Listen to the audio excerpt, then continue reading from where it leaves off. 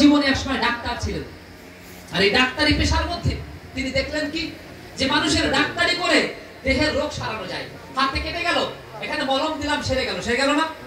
কিন্তু শেষ করছি, কিন্তু যখন আপনার মনের মধ্যে কোথাও কেটে যায়, আপনার মনের মধ্যে চুরি চুরি ভাব, আপনি অনেক বড় লোক হতে পারেন কিন্তু মনের মধ্যে চুরি চুরি ভাব, আপনি মনের মধ্যে অনেক ভালো, বাইরে সাধু, কিন্তু আপনি দেখতে একটু ফালুক ফুলুক করেন, ওই মার দিকে একটু তাকান, এদিকে একটু করেন, এর একটু সম্পদের দিকে তাকান না।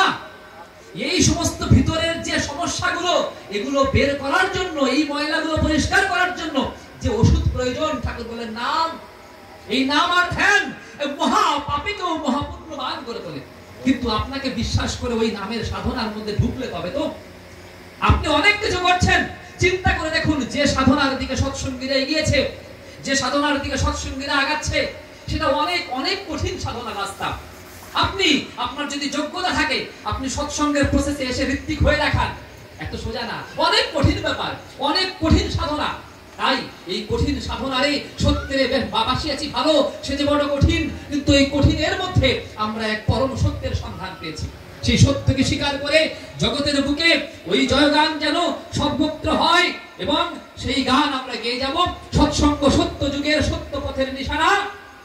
এই যে এক মানুষ গড়ার কারখানা, সেই মানুষ গড়ার কারখানায় যারা এখনো পর্যন্ত আমরা নিজেদের